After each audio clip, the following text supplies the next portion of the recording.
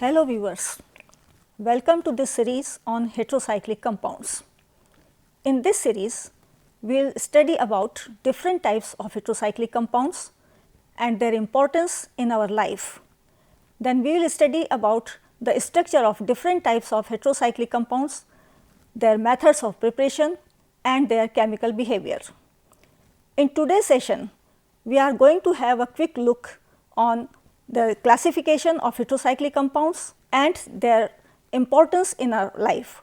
How important role they play in our life, we are going to look at that.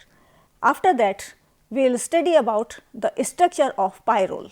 In pyrrole structures, we will discuss it in two ways, one according to the molecular orbital theory and secondly according to the valence bond theory, that is its molecular orbital structure and its valence bond structure that are also termed as resonance structures. And then we will study about the methods, different methods of synthesis of pyrrole and some important methods of synthesis of pyrrole derivatives. Now, first we are going to discuss introduction of heterocyclic compounds. A heterocyclic compound is one which contains a cyclic structure having at least two different kinds of atoms in the ring. In many cyclic compounds which you might have studied so far like benzene, naphthalene, phenols, benzaldehyde etc., the rings are made up of only carbon atoms. Such compounds are called homocyclic compounds. But there are a large number of compounds which are made up of rings containing, in addition to carbon atoms, other kinds of atoms also. Most common of them are nitrogen, oxygen, sulfur etc. Besides these, other metal atoms like silicon, beryllium, phosphorus are also there as heteroatom in the molecules. These are called heterocyclic compounds because hetero in Greek stands for different. Some examples are pyrrole, furane, thiophene, indole, quinoline and isoquinoline. Heterocyclic compounds are widely distributed in nature and are very essential to life in various ways. Chlorophyll, a green pigment of the leaves, it has heterocyclic rings containing nitrogen. It is very important compound for photosynthesis. Similarly, heme, red pigment in our blood, is also heterocyclic. It has heterocyclic rings containing nitrogen atom. You see that heme is very important in our life. It carries oxygen to different cells in our body. Nucleic acids, very important compounds in our body, RNA and DNA. They also have heterocyclic ring systems in them. Similarly, sugars, for example, which are very important ingredients in our food, they are also heterocyclic in nature. They have oxygen as the heteroatom in them. Vitamin C also has oxygen as the heteroatom. A large number of members of vitamin B group, they are also heterocyclic in nature. They have nitrogen in their ring. A number of alkaloids which are ingredients in the plants, they are also heterocyclic in nature. Not only these, but antibiotics, most of the antibiotics including penicillin is also heterocyclic in nature. So, there is a very important role of heterocyclic compounds in our body. On the basis of their characteristics, heterocyclic compounds can be divided into aliphatic or aromatic. Aliphatic heterocyclic compounds are those which has rings but are aliphatic in nature, while aromatic compounds are those whose rings possess aromatic characteristics. The most important and most interesting heterocyclic compounds are those that possess aromatic properties. So, we shall focus our attention to a few of them. Now, first we will start from the 5-membered heterocyclic compounds. Most simple heterocyclic compounds are pyrrole, furane and thiophene, are the simplest of the 5-membered heterocyclic compounds. Each of them contains a single heteroatom. Pyrrole contains nitrogen, furane oxygen and thiophene sulfur in its ring. On the basis of elemental analysis and molecular weight determination, molecular formula of these compounds are found to be C4H5N for pyrrole, C4H4O for furan and C4H4S for thiophene. X-ray analysis shows that they are planar molecules. These molecules have been assigned the following structures. Pyrrole has this structure, furan this one and thiophene this structure. Looking at these structures, one might expect that these compounds must show properties of a diene. That is, they should give addition reactions because there are two double bonds there, and besides addition reactions, pyrrole must show properties of a secondary amine, furan must show properties of an ether and thiophene properties of a thioether. But it is found that these compounds do not show these properties. They have very little tendency for these properties, that is for addition reactions. Rather than these compounds show electrophilic substitution reactions, which are properties of aromatic compounds. And just like nitration, sulfonation, halogenation, Friedel-Crafts acylation and alkylation. Besides these properties, they are so reactive that they give properties of aromatic compounds, of highly reactive aromatic compounds like amines and phenols, just like coupling with the diazonium salt or Reimer-Tiemann reactions, etc. When their resonance energies were calculated on the basis of their heats of combustion, it was found that these compounds possess high resonance energies in comparison to a diene. However, the resonance energies are somewhat lower than resonance energy of benzene, but they are much higher than the resonance energies of dienes. This also indicates that these compounds are aromatic in character. Even their NMR spectra show the ring currents, which is property of aromatic compounds. All these properties show that these compounds are aromatic in nature, and these structures are not the adequate representation of these compounds. On the basis of these properties, that is why pyrrole, furan and thiophene must be considered aromatic. So, it is clear that these structures are not the proper representations of these compounds. Now, molecular orbital structure of pyrrole. As the microwave studies have shown that pyrrole molecule is completely planar. All the 4 carbon atoms and the nitrogen atom in pyrrole ring are sp2 hybridized. In the excited state, the pyrrole atom has this type of electronic configuration. That is, one of the electron from 2s orbital has jumped to the vacant 2p z orbital of the carbon atom. Then one s orbital and 2p orbitals of carbon, they combine together and get hybridized to give 3 sp2 hybrid orbitals. These sp2 hybrid orbitals are planar, they are planar triangular in structure, in their geometry, inclined at an angle of 120 degree. Now, there remains one pure pz orbital, which is unhybridized orbital, which is in the plane perpendicular to the plane of these 3 sp2 hybrid orbitals, and this pure p orbital also has a single electron in it. Nitrogen is also sp2 hybridized. In its excited state, one electron from 2s orbital of the nitrogen jumps to the pz orbital, and then the 3 orbitals, each having one electron, one 2s orbital and 2 2p orbitals, they combine together to give 3 sp2 hybrid orbitals, while the pure pz orbital, which is in the plane perpendicular to the plane of these hybrid orbitals, has a pair of electrons, not only a single electron unlike the carbon atom, but it has a pair of electrons in it.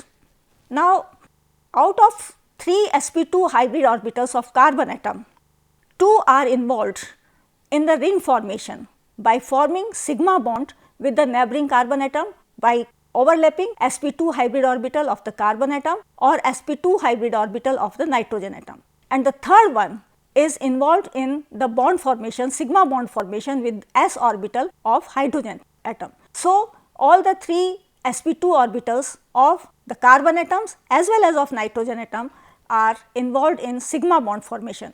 sp2 orbitals of nitrogen atom out of these 3, 2 are forming sigma bond with neighboring carbon atoms, while one is forming a sigma bond with by overlapping s orbital of hydrogen atom. Now, after this, as we know that all the sp2 orbitals are in the same plane, that is why the 4 carbon atoms and the nitrogen atom including hydrogen atoms are in a single plane. Now, there is one pure p orbital on each atom of the ring, on each carbon atom and on the nitrogen atom, and these pure p orbitals are in a perpendicular plane to the plane of the ring. P orbital of the carbon atom, each carbon atom has 1 electron as we have already studied, and p orbital of nitrogen atom has 2 electrons on it. These orbitals overlap each other and form a ring pi electron cloud over and below the ring of the compound. Now, this pi electron cloud, as we know, have total number of electrons is 6, that is it is making pi electron 6 sextate, which is according to Haeckel's rule is the characteristic of an aromatic compound. This shows that pyrrole is aromatic in nature because it has an aromatic sextate there. So, according to Haeckel's 4n plus 2 pi electron rule, because of the presence of these 6 delocalized pi electrons, pyrrole is more stable in comparison to a conjugated diene and it shows aromaticity. Now, because carbon atom in this case the total number of electrons is 6 and these 6 electrons are distributed over 5 atoms and every carbon atom is contributing only 1 electron. That is why the total negative charge on every carbon atom is greater than unit, while in case of benzene the negative charge is unit on every carbon atom, because there are 6 carbon atoms and all are contributing 1 electron, that is total number of electrons is 6, while in this case the total number of electrons is 6, but the number of atoms on which these 6 atoms are there, it is 5. That is why the total negative charge on each carbon atom is greater than the negative charge on the benzene nucleus, and that is the reason that pyrrole is more reactive towards electrophilic substitution reactions in comparison to benzene, because its electron density on every carbon is greater than that. And because of this high reactivity towards electrophilic substitution reactions, it undergoes reactions like coupling with diazonium salts, which are given only by most reactive benzene derivatives like phenols and amines. Further, as we know that the basicity of amines is due to the presence of lone pair of electrons on the nitrogen atom, and in pyrrole ring this electron pair is contributed towards the pi electron cloud forming aromatic sextate. Therefore, unlike amines, pyrrole has very little basic character. So, its aromatic character and little basicity can be confirmed on the basis of its molecular orbital diagram. Now, we can also explain its aromatic nature on the basis of valence bond theory by studying its resonance structures. On the basis of valence bond theory, pyrrole is actually a resonance hybrid of these 5 canonical forms, 5 resonance structures. As there are 2 electrons on the nitrogen atom, they are contributing towards this pi electron cloud. So, there is a slight positive charge on the nitrogen atom and slight negative charge, extra negative charge on the carbon atoms. So, there are these 5 resonance structures which are contributing towards the resonance hybrid. This is the actual structure of pyrrole, it is supposed to be the actual structure of pyrrole, which we call as resonance hybrid structure of pyrrole. Now, excepting one, all the other structures have charge separation. That is why these structures are somewhat less stable in comparison to this first structure, which does not have any charge separation there, and that is why it is this structure which contributes most to the resonance hybrid structure of pyrrole. Now, you might have studied that in benzene there are 2 such structures in which there is no charge separation, that is Kakulez structures, which are more stable in comparison to other canonical forms. So, as in benzene there are 2 more stable structures which are contributing to the resonance hybrid of benzene, while in pyrrole there is only one structure there. That is why pyrrole is more reactive in comparison to benzene, and its resonance energy is less in comparison to benzene. Now, this hybrid structure of pyrrole has been supported by its microwave studies, which shows that pyrrole is a planar molecule. The carbon nitrogen bond length is found to be about 1.38 angstrom units, which is shorter than carbon nitrogen single bond length, and carbon carbon double bond lengths are also shorter than carbon carbon single bond lengths and longer than carbon carbon double bond lengths. As this diagram is indicating that these bond lengths are, although all the bonds are not of equal length, but all these bonds are slightly shorter than carbon carbon single bond and similarly carbon nitrogen single bond, while they are slightly longer than carbon carbon double bond and carbon nitrogen double bond.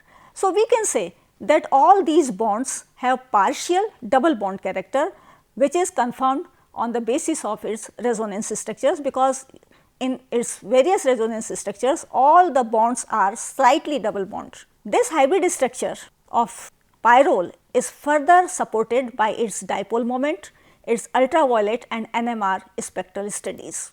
Now, we will see some methods of synthesis of pyrrole. There are a number of methods with which pyrrole can be synthesized. Some methods are laboratory methods, while others are commercial methods. In laboratory, pyrrole can be synthesized by following methods. From acetylene, we can prepare pyrrole in laboratory from acetylene in two ways. Number one, when a mixture of acetylene and ammonia is passed through a red hot tube, pyrrole is formed. The reaction, according to this reaction, the ratio is 2:1, ratio of acetylene to ammonia is 2:1. When this mixture is passed through a red hot tube, we get pyrrole and hydrogen is eliminated out. In the second method, acetylene when treated with formaldehyde in presence of copper carbide, we get an intermediate but-2-wine-1,4 diol, which under pressure reacts with ammonia to give pyrrole. This is also used in the laboratory. Another laboratory method for the synthesis of pyrrole is from ammonium mucate. It is a very good method for synthesis of pyrrole. In this method, pyrrole can be obtained by heating ammonium mucate with glycerol at about 200 degrees Celsius or about 473 Kelvin. It is believed that under these circumstances, ammonium mucate first dissociates into the free acid and then it undergoes dehydration and decarboxylation, and then it reacts with ammonia because ammonia is liberated here. It has been dissociated into free acid, that is why ammonia has been liberated. So, it reacts then with ammonia to give the pyrrole. Pyrrole can also be synthesized from succinimide. When succinimide is distilled with zinc dust, it gives pyrrole. On a large scale, on a commercial scale, although generally pyrrole is obtained by distillation of bone oil, but it can also be manufactured by passing a mixture of ammonia, furane and steam over heated alumina at about 500 degrees centigrade or 750 to 763 Kelvin. When furane and ammonia are passed over heated alumina, then pyrrole is obtained. Now, we will study some important methods of synthesis of derivatives of pyrrole. First, Hansch pyrrole synthesis. In this reaction, an alpha haloketone is condensed with a beta ketoester in the presence of ammonia or a primary amine. We can take either ammonia or any primary amine according to the requirement.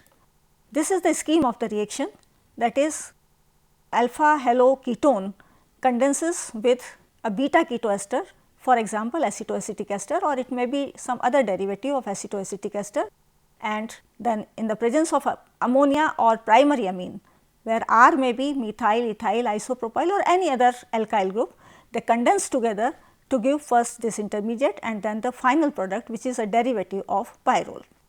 Pyrrole derivatives can also be synthesized by another very important method, Nor-pyrrole method or Nor-pyrrole synthesis, it is termed as. This is the most commonly employed method for the synthesis of pyrrole derivatives. This method involves condensation of an alpha amino carbonyl compound, or it may be alpha amino carbonyl ester with the beta ketoester in the presence of acetic acid. The reaction scheme is this one, that is, in this case we have taken alpha amino carbonyl compound with a beta ketoester to give derivative of pyrrole. One another method for the synthesis of pyrrole derivatives is Pahl-Knorr synthesis. In this method, an ionizable diketone, generally 1,4-diketone, is treated with either ammonia, or even ammonium carbonate may also be taken here, or a primary amine or hydrazine, etc. When all these get together, they condense together to give the pyrrole derivative like this. This is the scheme of the method. The ketone, this diketone, it is 1,4-diketone.